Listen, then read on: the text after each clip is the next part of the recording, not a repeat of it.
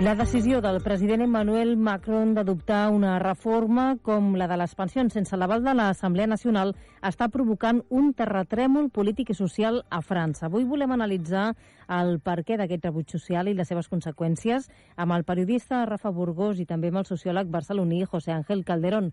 Molt bon dia a tots dos. Hola, què tal? Bon dia. Hola, bon dia. Us sembla que anem a l'origen perquè, Rafa, aquesta reforma de les pensions ha aixecat molta polseguera. Per què? Doncs principalment i bàsicament perquè, sobretot per l'augment de l'edat de jubilació de 62 a 64 anys i sobretot per al tema de la cotització, que passaria de 42 a 43 anys a l'hora de cobrar la pensió completa i un tipus de legislació que s'aplicaria, segons tinc entès, a partir del 2027. José Ángel, la polseguera per això ve donada pel fet que aquesta aprovació no s'hagi negociat prèviament? Sí, bueno, yo creo que hay al menos dos cositas que se articulan en este momento particular. Una, efectivamente la reforma es percibida como muy injusta porque va a afectar particularmente a las personas que entraron en edad temprana en el mercado laboral.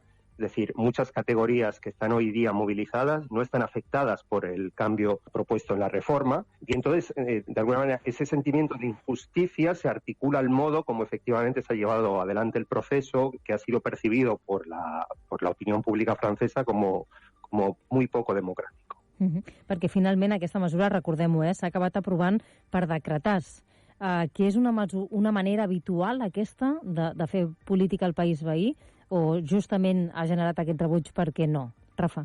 Sí, bé, això potser el José Ángel en sap més, però segons tinc entès sí que és un article, aquest famós article 49.3, que alguns, jo diria que pràcticament tots els últims presidents francesos ho han acabat aplicant d'una manera o d'una altra, però un tema tan sensible com era aquest, i a més per unes pressions que vindrien també de Brussel·les i que l'Emmanuel Macron ha acceptat, evidentment, sense cap tipus de dubte, doncs això ha encès encara més les alarmes. Fer servir aquest tipus d'article, doncs, o quan es fa servir aquest tipus d'article, el 49.3 el que fa és que no sigui molt ben vist socialment, sinó que es tilli a qui el fa servir com un tipus de mesura fins a cert punt imposada o autoritària.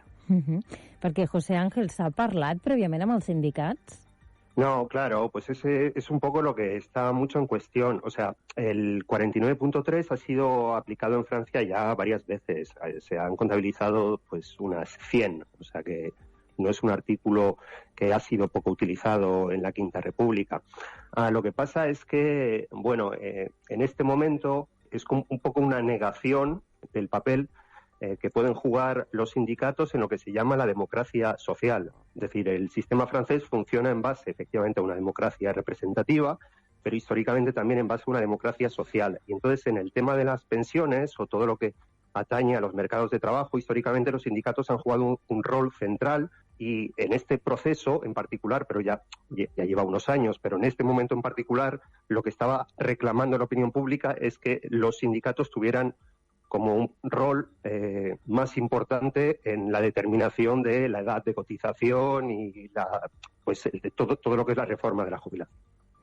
L'oposició, de fet, ha presentat dues mocions de censura. Això podria costar, penseu, al govern a Macron o no s'arribaria a aquests extrems? Home, jo veig a Macron cada dia que passa més aïllat. És la meva sensació que em fa. I sí que és veritat que el que està aconseguint és que el que se representaria l'extrema dreta del Front Nacional i sobretot també a la França insumisa de Jean-Luc Mélenchon, doncs que guanyin posicions, perquè s'ha situat en una postura que fins i tot quan van començar tots aquests aldarulls es pensaven, i manifestacions es pensava que miraria de baixar el to, però el que ha fet és tot el contrari, continuar i tirar endavant sense cap tipus de mala consciència. ¿Qué piensas tú, José Ángel? ¿Podría haber cambios al gobierno francés? La verdad es que es muy difícil predecirlo. Bueno, ahora Francia, el paisaje político está dividido en tres partes. Está la parte así como liberal, un poco lo que podríamos decir los ganadores de la mundialización en torno a Macron. Está obviamente lo que era el Frente Nacional, Rassemblement National, que articula pues un voto muy popular, muy de protesta, sobre todo en las regiones periféricas muy afectadas por la desindustrialización, y luego hay un voto, digamos, popular, de izquierdas, también muy de clases medias, muy urbano, que se articula en torno efectivamente a este voto de la France Insoumise. Entonces, ¿de qué modo la movilización puede afectar a esa repartición casi en 3 partes iguales del voto? Pues es lo que está por ver. Lo que está claro es que el Rassemblement National, el Frente Nacional, ha sido muy inaudible durante toda esta movilización y efectivamente es más la France Insoumise la que ha llevado la voz de la oposición en el Parlamento. Però, bueno, és molt difícil predecir lo que puede passar. Fa dies que estem veient mobilitzacions al país veí, on fins i tot hem vist cremar la porta de l'Ajuntament de Bordeus. Davant les possibles protestes violentes, la policia ha reforçat la seguretat d'edificis públics, seus de partits, refineries. Déu-n'hi-do el nivell de malestar, perquè això com a sociòleg com es viu? Costa d'imaginar un escenari com aquest? Per exemple, aquí, on tampoc fa gaire hi ha hagut una reforma de les pensions.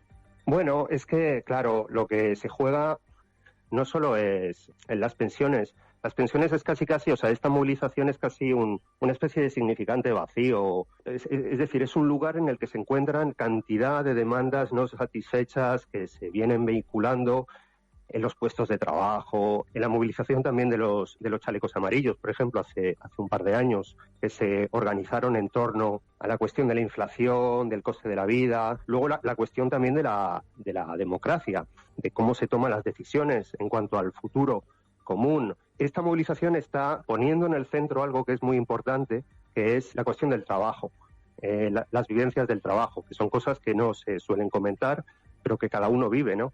Un régimen de intensificación, de precarización, el sentimiento de que no vamos a poder seguir trabajando hasta los 64 años. Entonces, hay así como una serie de demandas, de objetos, de controversia que aparecen ahora en el momento de la movilización. Y entonces, por eso, todo este malestar explota de repente. Y por eso también es posible que esta movilización sea tan potente, porque articula demandas de sectores que son muy plurales, muy diversos. Y las formas son muy plurales también, porque durante los primeros 9 episodios de la movilización, todo ha estado gestionado por los sindicatos que han tomado el liderazgo de la movilización. Sin embargo, ante la sordera del poder, ha habido otros sectores que están hoy en día tomando esa dirección. Sectores que no están encuadrados en organizaciones tradicionales y que tienen modos de acción mucho más directos. De fet, Rafa, ho comentava ara, també, això, doncs, que a l'estat espanyol també s'ha augmentat l'edat de jubilació en aquests últims temps, també els paràmetres de cotització, fins i tot aquí la jubilació doncs, no arriba fins abans dels 67 anys, no? I no hi ha hagut aquest nivell contestatari.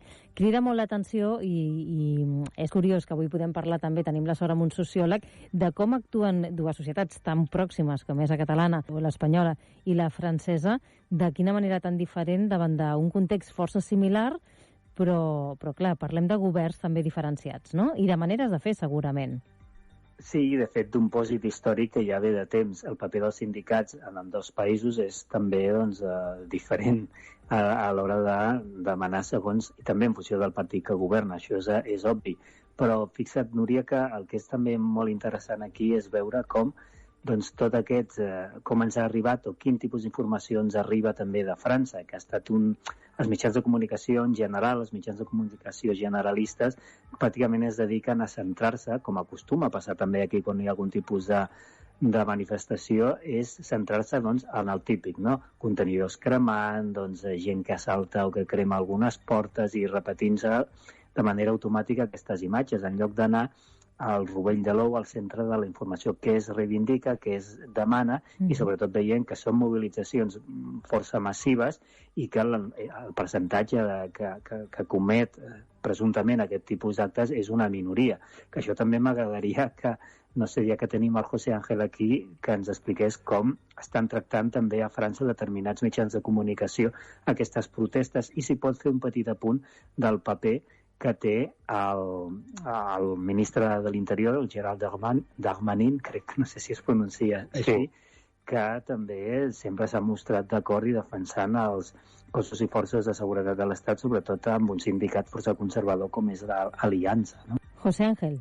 Claro, es que es muy interesante, porque efectivamente, o sea, el primer elemento que hay que tomar en consideración es el carácter absolutamente masivo de estas movilizaciones. Yo no sé lo que llegará a la prensa del Estado español, pero estamos hablando, por ejemplo, de varios cientos de miles de personas en las grandes ciudades, 800.000, por ejemplo, según los sindicatos, en la última huelga del jueves pasado, en París. Pero es que yo vivo en la región del norte de Francia. En Lille eran 70.000 personas manifestándose en una ciudad de 250.000 habitantes. Uh-huh. Y luego, si vamos a ciudades más pequeñas, por ejemplo, en Saint-Omer, ciudad de 5.000 habitantes, había 1.500 manifestantes. Es decir, es absolutamente transversal esta movilización i està desparramada absolutament per tot el territori francès. Com creieu que s'acabarà rebaixant aquestes tensions? El govern farà marxa enrere? Sí, vengo simplemente al punto de la violencia, efectivamente. Entonces hay episodios de desborde, efectivamente, que se están dando en algunos lugares, pero son absolutamente insignificantes con relación a la potencia de la movilización, uh-huh. Y ya no solo en la ciudad, sino en los puestos de trabajo, en los barrios. Hay acciones absolutamente todos los días. Aquí, por ejemplo, en la ciudad esta mañana estaba cortado el periférico, la estación de tren, etcétera. Y lo que es muy interesante es que efectivamente los medios de comunicación al principio incidieron en estos episodios de desbordamiento, digamos, violento, pero enseguida el foco se ha puesto en la actuación de los cuerpos de seguridad del Estado. Uh-huh. Es decir, está habiendo hoy una demanda por parte incluso de la opinión publicada, con que tiene que haber un control, en particular de algunas brigadas de acción antiviolenta de los cuerpos CAS, para que se limite y se gestione mejor estos episodios de violencia. Uh-huh. Es decir, hoy en día el foco se está poniendo en la actuación, y esto es muy novedoso, de los cuerpos repressivos. De fet, aquí ens han arribat, o si més no, jo he vist a les xarxes, vídeos també d'alguns agents de la Gendarmerie que estarien afegint-se en aquestes movilitzacions, porque antes tú nos contabas que es muy transversal, ¿no? Imagino que esto también es anecdótico, no debe estar pasando cada día, pero vamos, que han llegado imágenes en este mismo sentido. Ah, sí, de hecho es un juego ya que se ha establecido en las manifestaciones. Cuando llega la policía los invitamos, o la gente les invita con mucho humor a que se sumen a los cortejos. Luego hay otra gente que tiene otro tipo de actitud con la policía, pero es verdad que hay como una especie de sensibilización que conecta también con la democracia, con uh-huh. cómo se toman las decisiones, con cómo se toma en consideración o no lo que considera la gente, el pueblo, la opinión pública, etcétera. Y, bueno, digamos que esto abre como perspectivas de futuro como más amables, ¿no? Entonces, bueno, lo del futuro pues es complicado cómo va a terminar. Aquí la prensa está hablando de 3 escenarios posibles. Entonces uno sería genial para Macron. Todo recorrido legal tiene que terminar necesariamente en el Consejo Constitucional. Este es el primer escenario, que es como un poco el Tribunal Constitucional en el Estado español, y que tiene que determinar sobre la calidad democrática y el modo como la ley, en su procedimiento, en su elaboración, ha respetado o no los procedimientos constitucionales establecidos. Uh-huh. Y está habiendo como presiones, incluso por parte de la opinión publicada, Le Figaro, que es un diario conservador, Le Monde, etcétera, para que ya un poco empiezan a preparar el terreno de una decisión que sería contraria a la promulgación de la ley. Este es un escenario que es posible. Es decir, el Tribunal Constitucional que dice que la ley no es constitucional en su procedimiento. Uh-huh. Habría otro escenario que sería el de una ley que es efectivamente promulgada, aplicada, pero las fuerzas de oposición de izquierdas tienen el derecho de pedir un referéndum de iniciativa popular que sería un proceso largo. Para eso hay que conseguir aproximadamente 90 firmas de parlamentarios, hay que también conseguir 4,5 millones aproximadamente de firmantes, y luego el proceso una vez que se consiguen estos 2 requisitos, el Parlamento tiene que aprobar el procedimiento de referéndum popular. Esta es otra vía de salida. Aunque lleva más tiempo. Lo que pasa es que exactamente tomaría 9 meses, y una tercera vía sería, efectivamente, que es la más improbable, sería que la ley fuera promulgada y Macron decidiera no aplicarla, como hizo Chirac hace unos años, con una movilización muy fuerte que hubo contra un dispositivo legal que flexibilizaba, que precarizaba el ingreso de los jóvenes a los mercados de trabajo, lo que se llamaba el CPE, contrato Premier Embauche. O sea que estos son los tres escenarios, pero en todo caso aquí parece haber consenso con el hecho de que la movilización va a seguir instal·lada en el tiempo. Doncs estarem pendents de com s'acaba desencallant tota aquesta situació, que a la llarga, doncs, que el fet que es perpetuï tampoc ajuda a ningú, no? Per tant, és necessari arribar a un acord i veure què passa finalment al país veí amb l'aprovació d'aquesta norma que afecta, doncs, l'edat de jubilació.